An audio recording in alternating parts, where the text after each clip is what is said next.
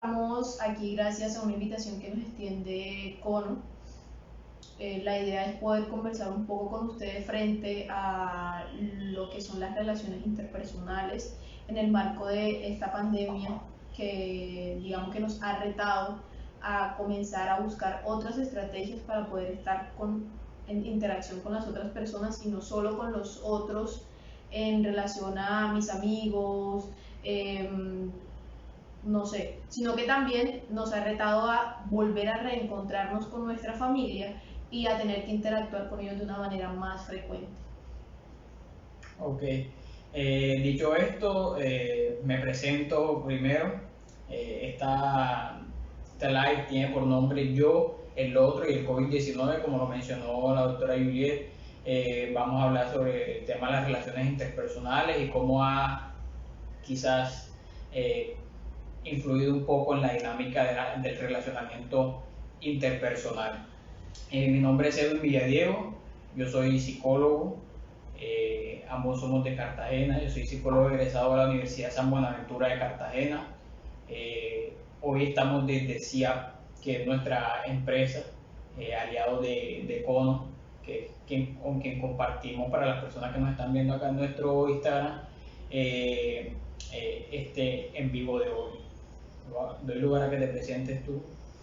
Gracias, Edwin. Bueno, mi nombre es Juliet Paola Acevedo Suárez, soy también psicóloga graduada de la Universidad San Buenaventura de la ciudad de Cartagena y actualmente me encuentro realizando mi maestría en Psicología Clínica y de la Familia en la Universidad Santo Tomás de la ciudad de Bogotá.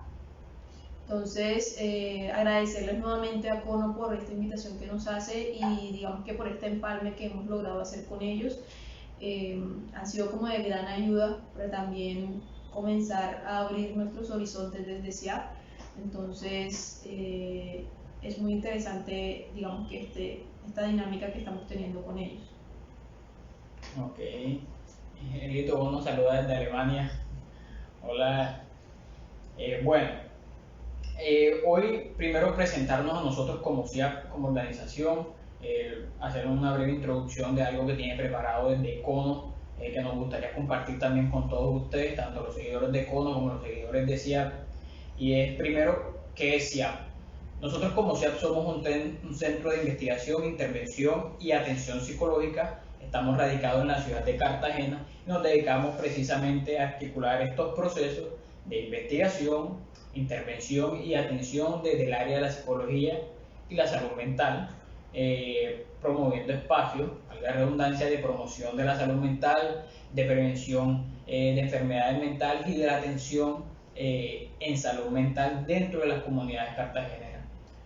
Somos una empresa con un fin económico, pero siempre también vinculado a un fin social, que es tratar de vincular estos servicios y los demás actores en salud a aquellas comunidades que quizás no pueden acceder de una forma favorable o precisa a los servicios de salud mental, y trabajamos en pro de esto, de poder vincular el sector salud a aquellas comunidades que están menos beneficiadas a través de distintos convenios, operaciones que hacemos que buscan brindar sostenibilidad para nosotros como empresa, pero también hacer llegar ese espacio de salud mental a estas comunidades.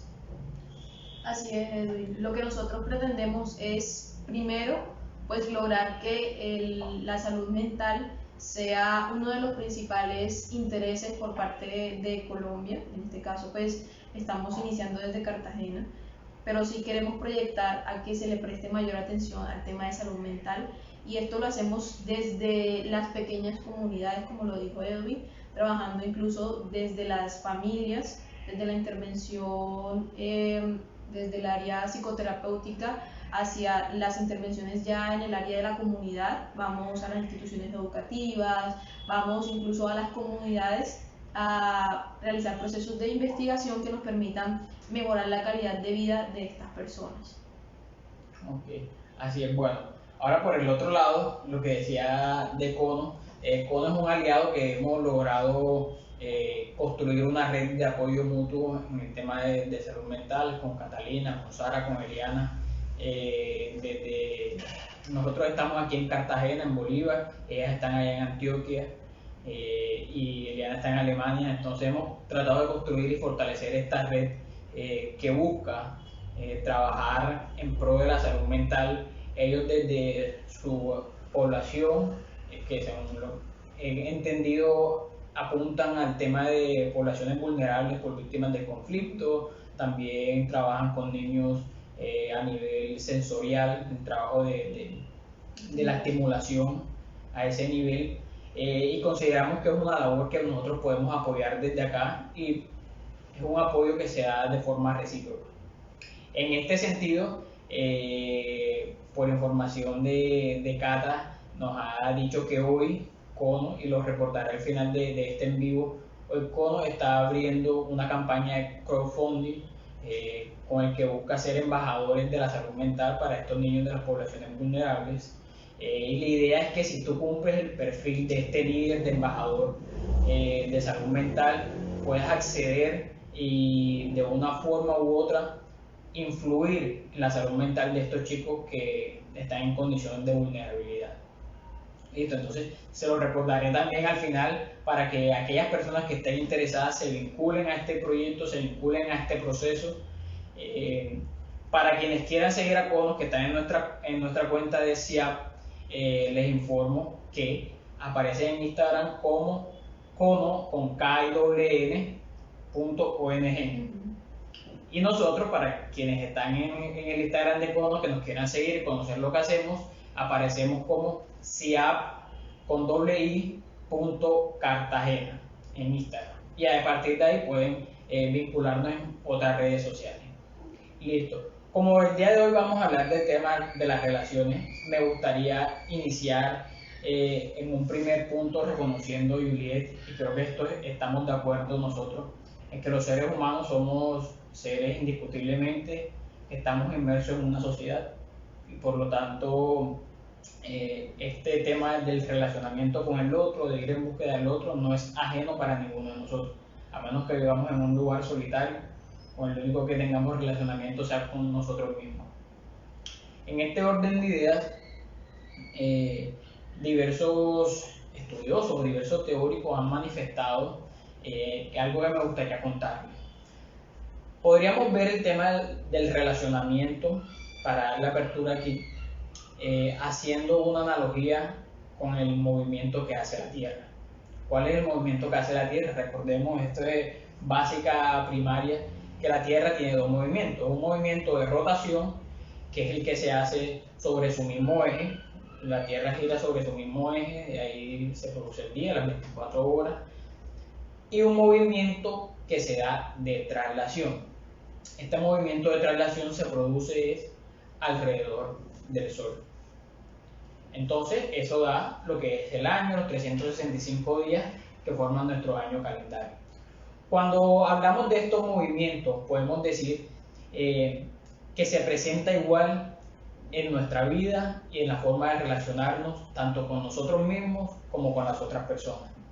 Es decir, cuando hablamos del tema de rotación, autores como Fritz Riemann proponen que este espacio va a responder a una serie de exigencias que tenemos nosotros como seres humanos, como son de que somos mortales, que somos finitos, tenemos que enfrentarnos a ciertas circunstancias que en mayor o menor medida nos van a causar ansiedad o angustia. ¿Y cuáles son esas exigencias?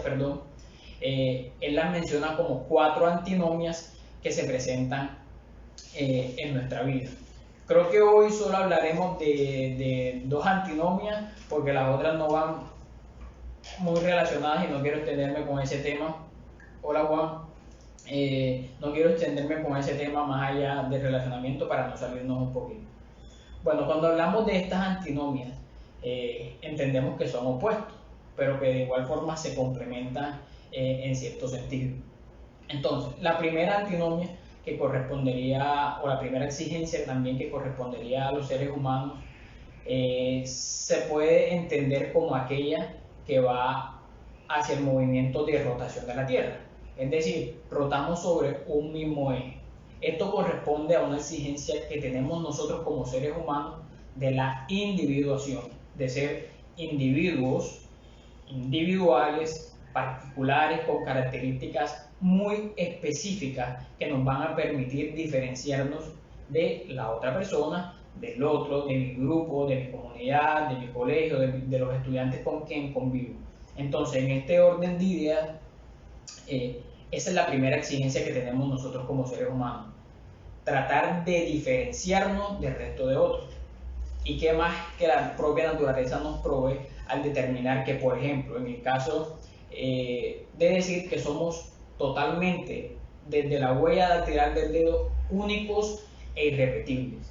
En este sentido, quizás esta exigencia de forma contradictoria o irónica nos presenta una cierta contrariedad, que es, bueno, está bien, yo me vinculo conmigo como un ente particular, como un ente individuo, pero esto me hace a mí, en cierto sentido, volcarme a la soledad, volcarme a la individuación, volcarme a la separatidad del otro, de no estar vinculado al otro, sino estar completamente separado.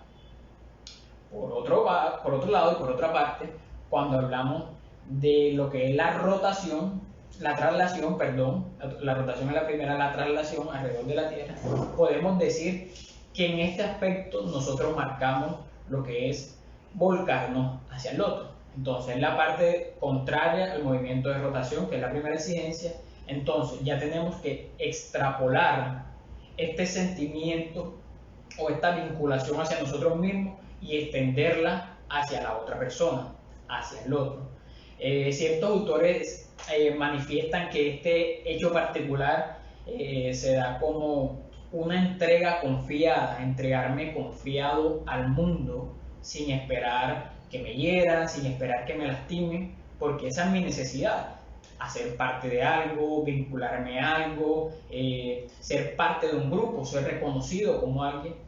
Sin embargo, esta exigencia también tiene su parte contraria o su ironía o su clavito, como dicen por ahí, que es pertenecer a este grupo en cierta medida me va a hacer perder esa individualidad o esa identidad que yo he reconocido como propia.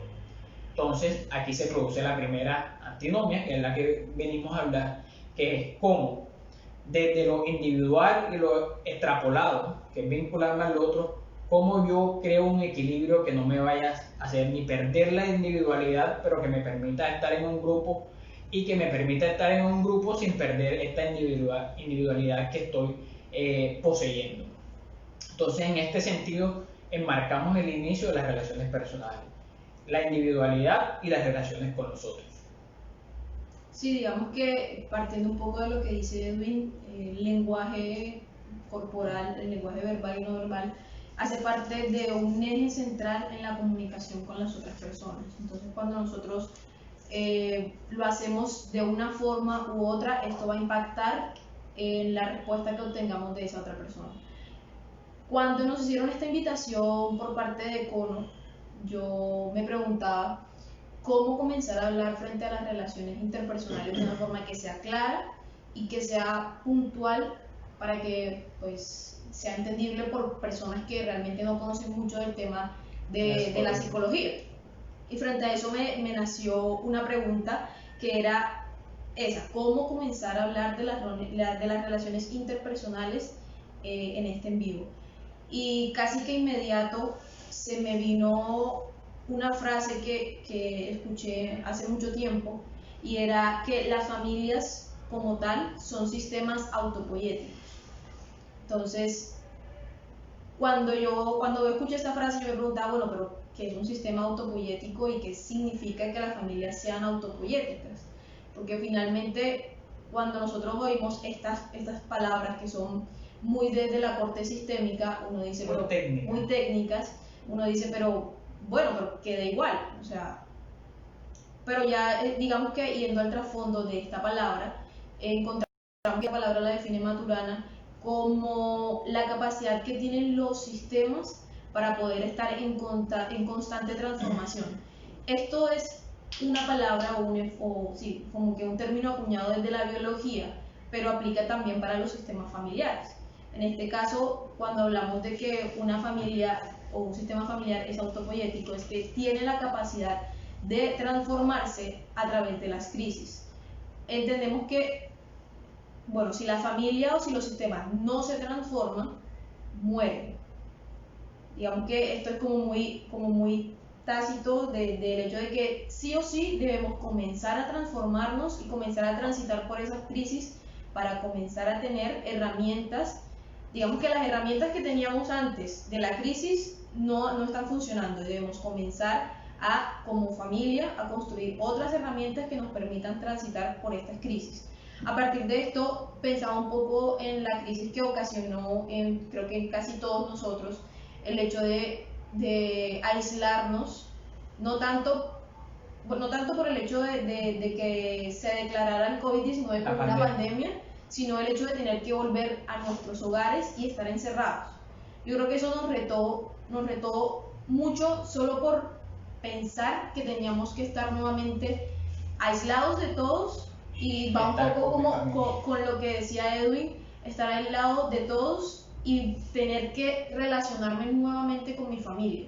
Entonces, es volver a conocer a esas personas que convivían conmigo, pero que no lo hacían del todo, y comenzar a reconocer cuáles son esos crecimientos personales que ellos han tenido, cómo puedo tener una relación con ellos de manera genuina, de manera auténtica, sin miedo o sin temor a tener un roce o una dificultad con ellos, porque finalmente esto hace parte de conocerme con el otro, el poder conocer cuáles son sus límites, qué es lo que le gusta, qué es lo que no le gusta, y esto solo se logra a través de la interacción con esa persona.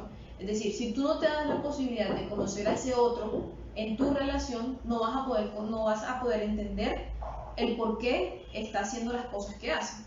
Y digamos que ese fue uno de los retos que tuvimos en algún momento cuando iniciamos ese aislamiento, y fue el tener que volver a conocer a esa familia que hacía parte de mi hogar. Entonces, digamos que de aquí volver a la comunalidad, dirías tú, volver a ser parte de esa comunidad. Volver a ser parte de esa familia, de esa comunidad.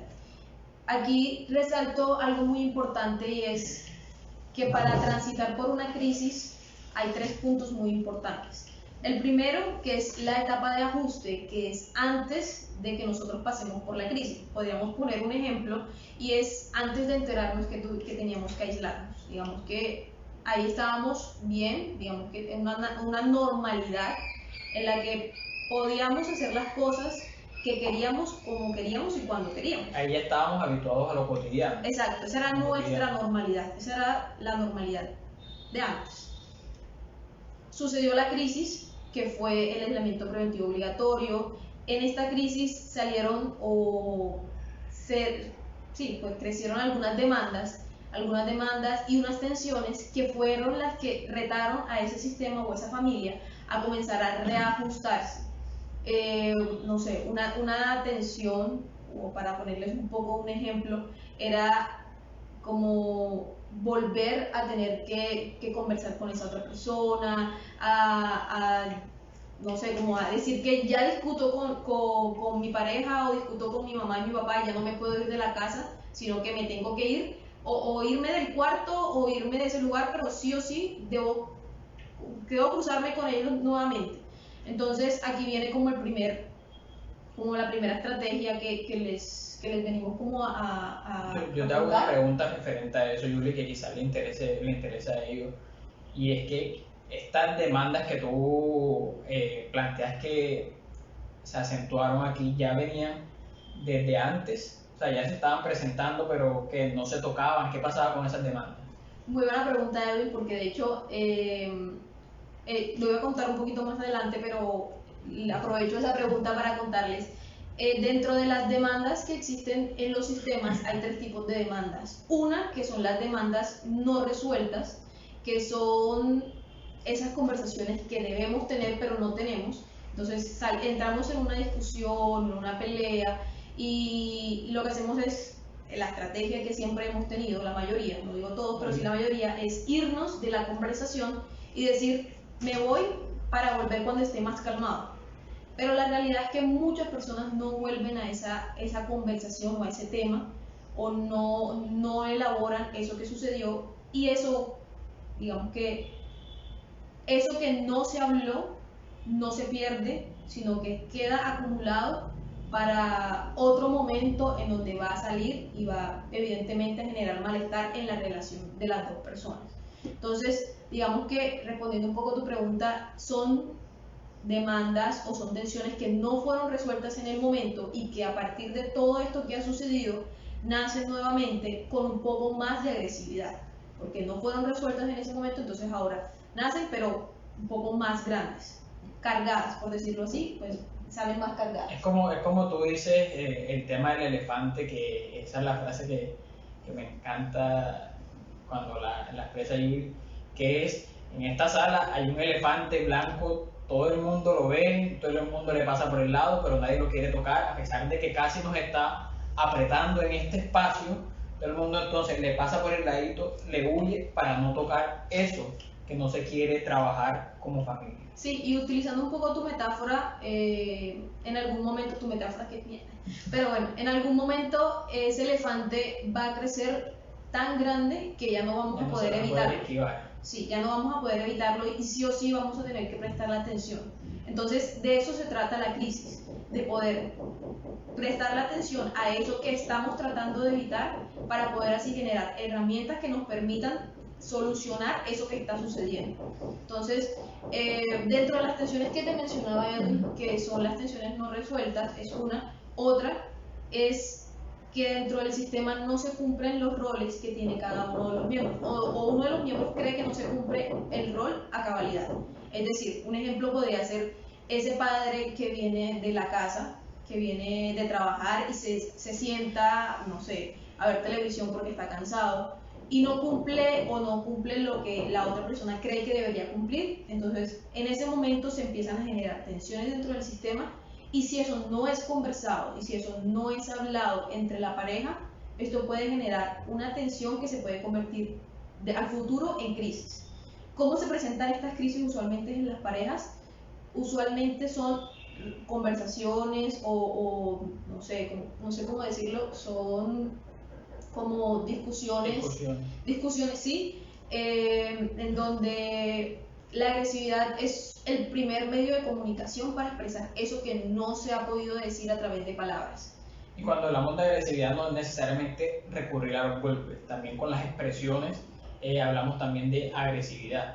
No es necesario que llegue al punto de los golpes, en donde la pareja se golpea o hay violencia física, cuando haya una agresión de tipo verbal, tanto en el tono como en el contenido de lo que se está expresando. Sí, de hecho aquí podemos resaltar un poco.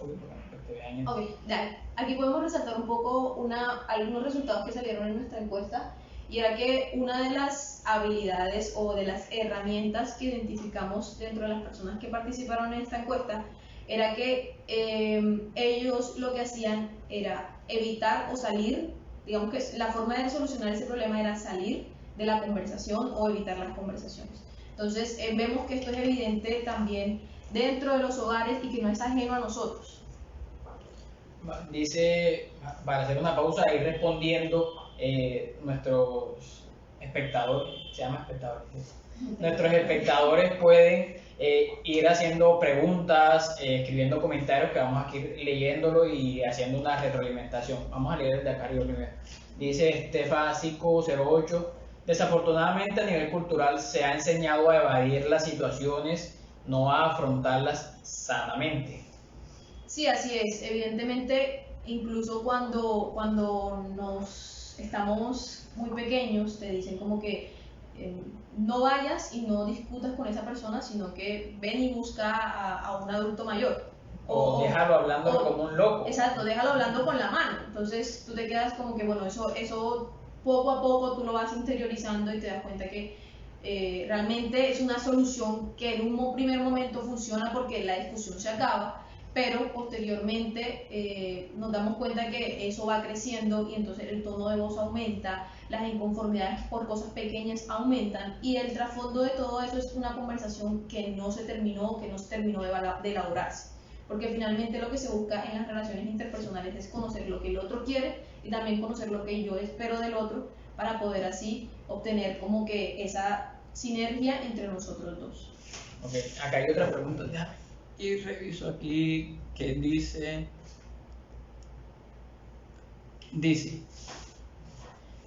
bueno, es posible que el confinamiento que hoy vivimos pueda causar en una persona una esquizofrenia. ¿Qué recomiendan ustedes como profesionales en este caso? María Victoria.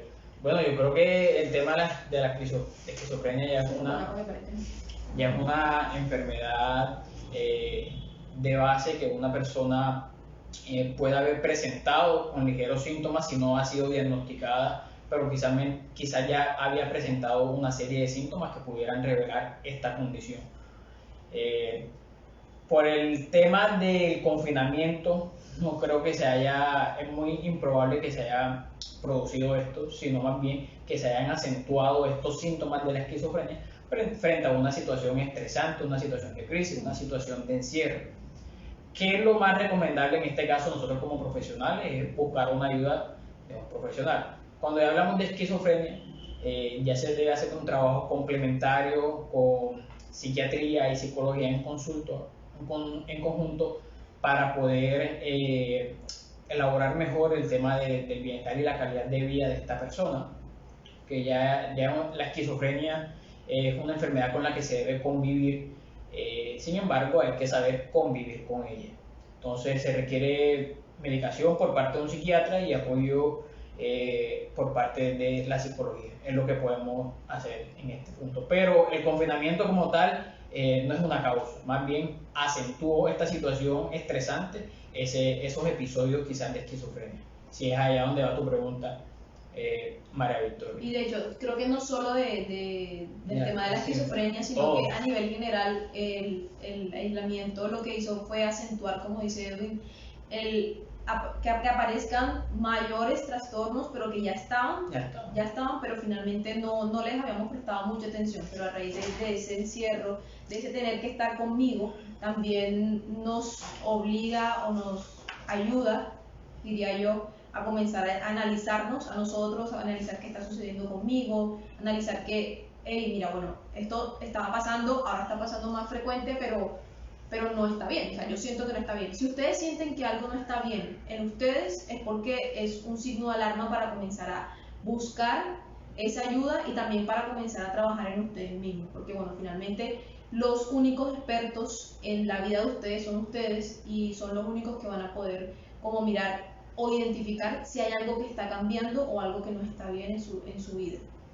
Esto parte como un punto, y yo creo que Juliet toca el punto clave aquí, que es el tema cuando hablamos del título de nuestros videos, yo, el otro y el COVID. Cuando hablamos de yo, debo partir por un reconocimiento de mí, de qué son esas cosas, y lo tratamos en un live anterior, pero me gustaría compartirlo aquí con las personas de Cono que quizás no tuvieron la oportunidad de verlo, que es poder descubrir, explorar esas cosas que son mis intereses, cuáles son mis gustos, cuáles son mis desagrados también, con qué me siento cómodo y con qué no me siento cómodo.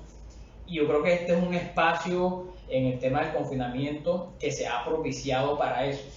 Quizás el proceso de autoconocimiento no voy a decir que es algo placentero, porque descubrirte a ti mismo no es descubrir solamente las cosas buenas que tienes, también descubrir las cosas que quizás no son tan buenas y quizás no te gustan. Entonces es un proceso que puede resultar incómodo para mí tratar de procesar, tratar de digerir todo esto que yo soy a fin de cuentas. Entonces, quizás muchos hayan salido bien librados de este proceso de autoconocimiento a través de este confinamiento, pero lo más probable y lo más usual es que otras personas se hayan confundido, hayan caído en una crisis, hayan presentado cierto malestar bastante acentuado con el tema de conocerme a mí mismo y conocer estas cosas que quizás no son muy agradables de mí. Entonces va en ese punto de tratar de conocer tanto lo rico, lo sabroso que es de mí, con lo que no es tan rico de mí. Sí, y yo creo que eso te permitirá también poder ir a ese encuentro con el otro. Eso te permitirá también poder entender que el otro también tiene cosas que no son agradables y el poder comprender y quererlo de la forma en la que él es, porque bueno, finalmente yo no puedo cambiar al otro, no puedo pretender que el otro sea diferente a lo que yo quiero, sino más bien ajustarnos y comenzar a generar acoples en donde él tiene cosas malas, pero también tiene cosas buenas, así como yo tengo cosas buenas y también tengo cosas malas. Yo voy a ver un comentario que aparece aquí. Me está levantando. Dice psicosomágico. Hay un gran desconocimiento en la población general de cómo comunicar adecuadamente emociones con otras personas, especialmente cuando hay dificultades y problemas. Voy a leerlo nuevamente. Hay un gran desconocimiento en la población general de cómo comunicar adecuadamente emociones con otras personas, especialmente cuando hay dificultades y problemas. Sí, digamos que eso toca un poco lo que ya habíamos conversado y es que es importante comenzar a generar un autoconocimiento de las cosas que me gustan y las cosas que no me gustan en las relaciones interpersonales, porque así voy a poder, y creo que esto es clave en las relaciones interpersonales, es lograr poner límites en mis relaciones. Cuando tú logras poner límites, la persona conoce hasta qué punto puede llegar contigo y hasta qué punto realmente ya la relación puede generar un quiebre o puede generar un roce entre ustedes. Entonces, si tenemos claro esto, también podemos de alguna forma hacer que las relaciones con los otros sean mejor o sean más llevaderas. Creo que antes de responder la pregunta del comentario que está ahí, quería como complementar un poco lo que tú dijiste del tema de por qué unas personas transitan mejor por las crisis que otras, ¿sí? Y hablamos de un proceso de los que salen bien librados, de los que salen bien librados y los que no. Ahí hablamos de un proceso también de unas características importantes de esos individuos y es la capacidad de autoconocimiento, como muy bien lo mencionó Edwin. Además de eso, hay unos factores muy importantes que son las redes que tienen esas personas, las redes familiares, y es que cuando tú tienes una cohesión con tu sistema familiar o una cohesión con tu familia que te permita la confianza, el apoyo y el respeto, la apertura para poder hablar frente a esas cosas o a esas situaciones que te generan malestar, tú vas a poder tener una mejor capacidad de enfrentar esos obstáculos. Obviamente hay recursos familiares, pero también hay recursos individuales que te permiten transitar por esos, digamos que por esas crisis, y es, digamos que tú puedas lograr sentirte a gusto, que puedas sentir que tengas una buena salud física, y también hay ciertos rasgos de la personalidad que te permiten también ser un poco más resiliente frente a esas crisis que se presentan. Digamos que la reflexividad o tener una capacidad reflexiva frente a esas situaciones que se presentan en tu vida te van a permitir mirar los aspectos positivos de eso que te está sucediendo para generar, pues, para verlo como si fuera algo favorable y no para verlo como si fuera algo como que, ¿por qué me toca a mí? Yo siempre he pensado que no debemos mirar el por qué, y de esto lo aprendí a muy temprana edad en mi colegio, no preguntarnos el por qué, sino el para qué. El para qué me está sucediendo esto, qué me está sucediendo ahora, qué debo aprender para poder ser mejor persona. Entonces, cuando uno transita por una crisis, no debe preguntarse el por qué, sino el para qué. ¿Listo? Que también indica mucho. Yo creo que este proceso va acompañado no solo del para qué. Creo que en una primera medida hay que identificar el qué realmente está pasando. ¿Qué realmente está pasando en la situación con mi familia? ¿Qué realmente está pasando con la situación con mi pareja? ¿Qué realmente está pasando conmigo? Cuando tengamos esa respuesta de qué está pasando, ya podemos ir en búsqueda de para qué sucede esto, para qué me siento así, para qué respondo así, para qué me comporto así. Y luego encontramos el cómo, qué, cómo y para qué. Entonces, tratar de resolver esas tres preguntas yo creo que nos darán una luz, un camino que nos va a abrir una posibilidad mucho más amplia para poder dar lugar a la resolución de los conflictos, autoconocimiento, exploración de lo que está sucediendo, exploración de mi sistema familiar, entre otras cosas. Vamos a responder otra pregunta. Dice, ¿qué medida debemos tomar ante cualquier situación de conflicto? ¿Se puede ignorar o seguir la corriente? Bueno, yo creo que esto ya lo habíamos conversado en algún momento y es que depende mucho de cómo sea tu forma de afrontar las relaciones interpersonales. He tenido la posibilidad de conversar con diferentes personas y digamos que al punto digamos que de unión que hemos llegado es a veces las personas no son capaces de afrontar una situación de conflicto a primera mano. Es decir, si tú tienes o si tú sientes que vas a responder de manera agresiva a esa situación o a ese evento, lo más probable es que debas tomarte un tiempo para poder pensar en qué está sucediendo, por qué te estás sintiendo así, por qué te estás sintiendo agredido y después volver a esa conversación con esa persona. En este sentido creo que respondo a tu pregunta al decirte que no está mal tomarse un tiempo fuera y de esa discusión o de ese momento de tensión que tienes con esa persona o con esas personas, pero lo que sí está mal es que no te permitas volver a digamos que a esa discusión, porque finalmente es una discusión que te permite generar un acuerdo. Entonces no es una pelea, no es una pelea, es una discusión que te permite poder llegar a un acuerdo con esa persona, porque finalmente si se presentan diferencias es porque hay algo que deben congeniar o algo que deben llegar a un acuerdo. Entonces, no evitar no volver a ese tema, no tocar ese tema. Ok. Dice, ¿qué hacer ante una persona dominante?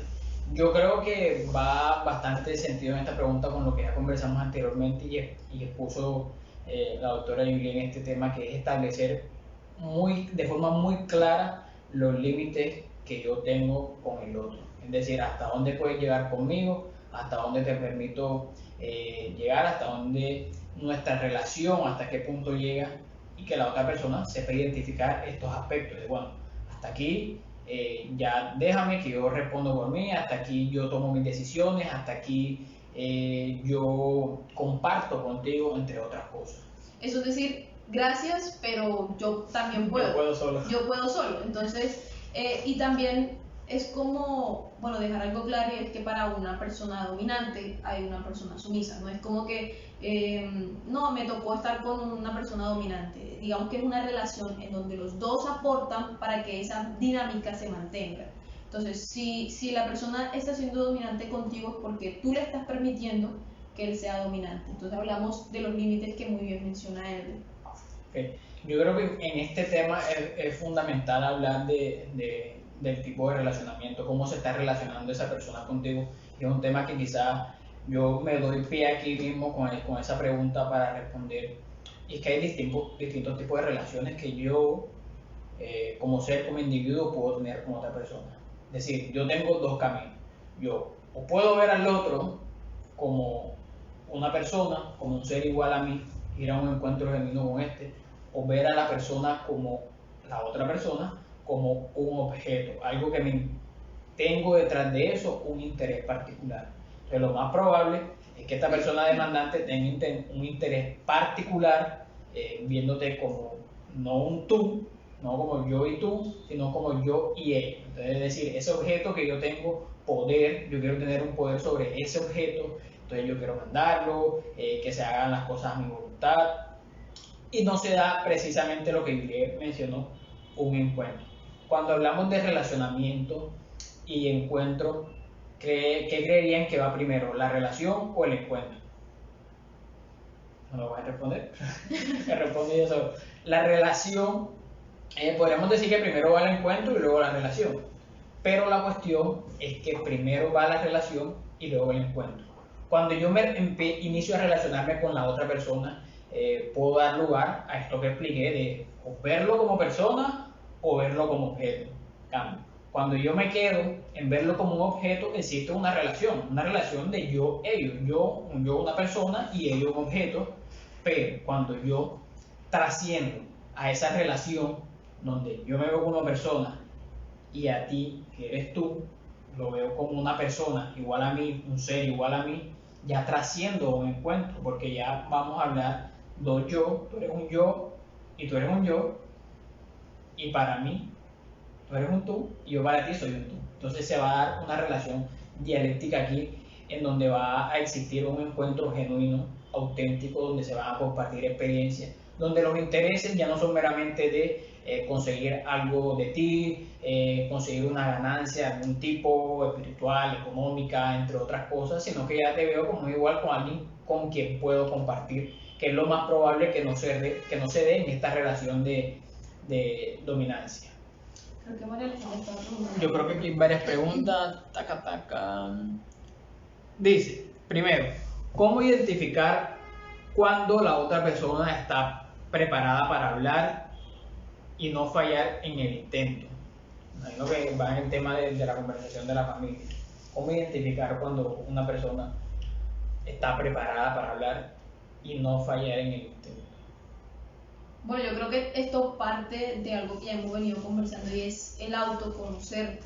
El autoconocerte te permite dar cuenta de cuándo estás listo para continuar una conversación o cuando tú sientes que tus sentimientos, que tus emociones y tus sentimientos te dicen, no, todavía no estoy listo, todavía tengo molestia, todavía esto que está pasando me está molestando y muy seguramente si te sigue generando malestar, es decir, si no has reconocido qué fue lo que realmente te molestó de esa conversación, no estás preparado.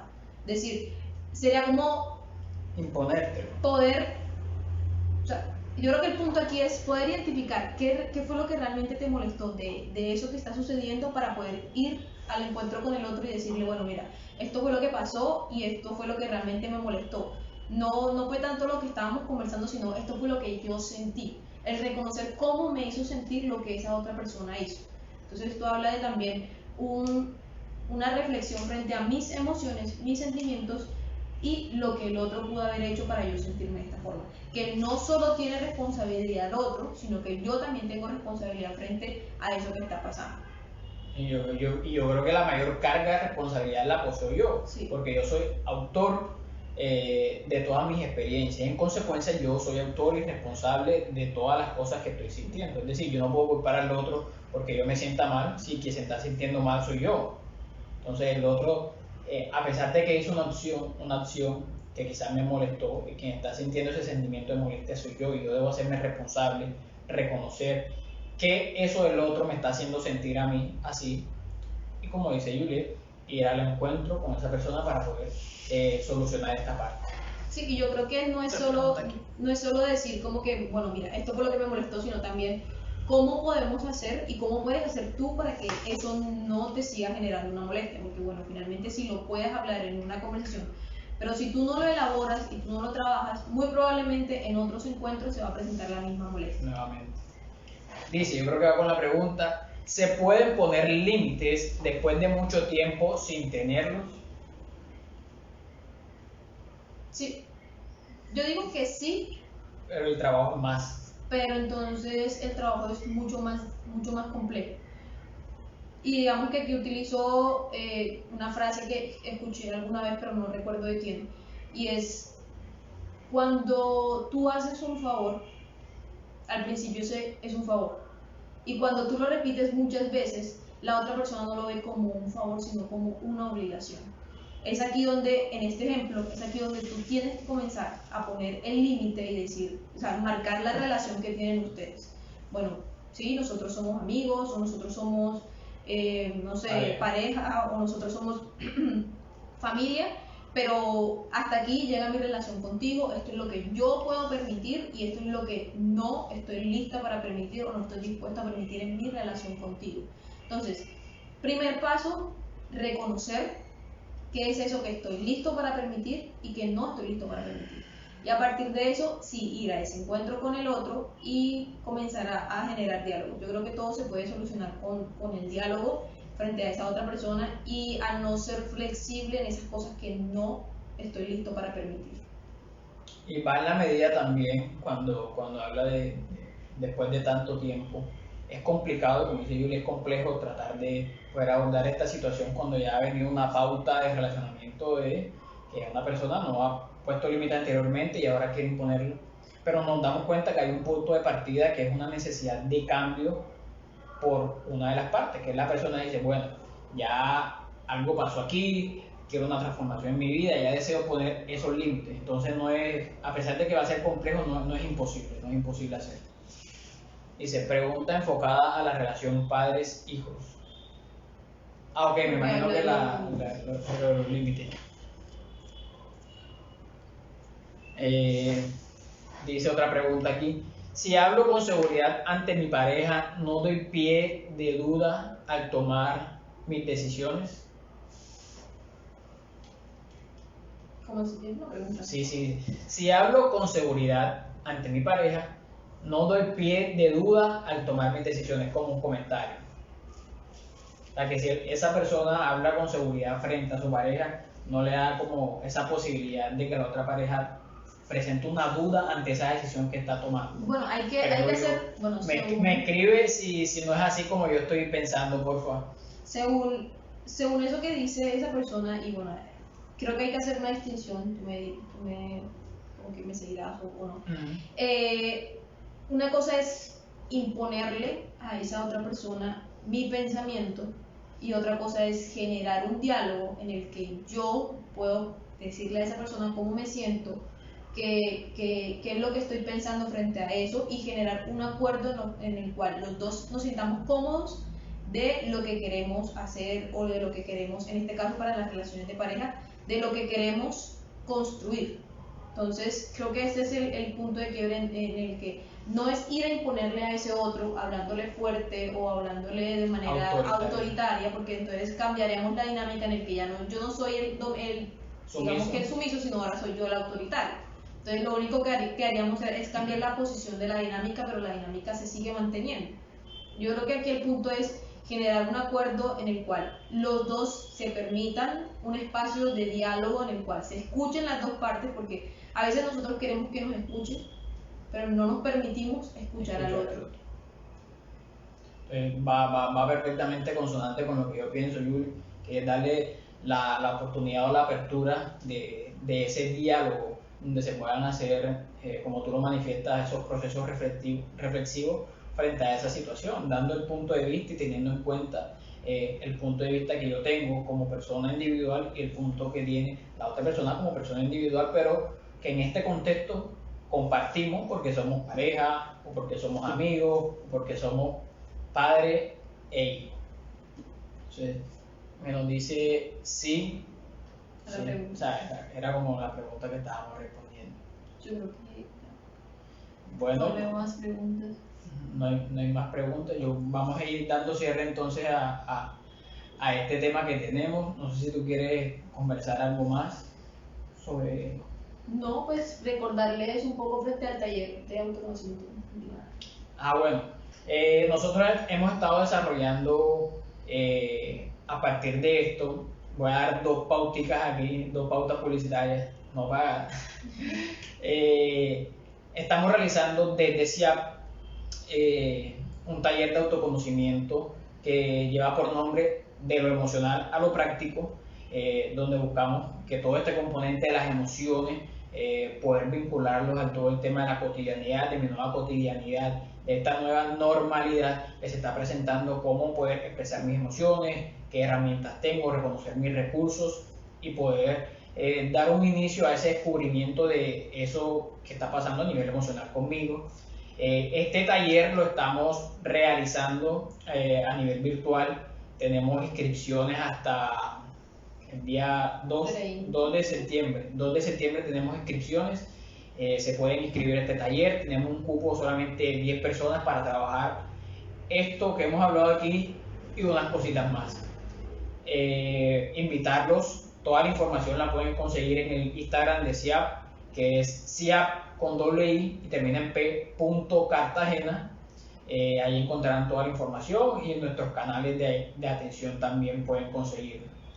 Recordarles también que hoy Cono abre su campaña de crowdfunding para destinar recursos y elaborar intervenciones en temas de salud mental para la población vulnerable, para esos jóvenes y niños que quizás se han visto afectados por un tema del conflicto armado, que quizás hoy esta nueva experiencia del COVID-19 ha puesto una nueva dificultad frente a este proceso de recuperación y de iniciación de su vida en lo cotidiano.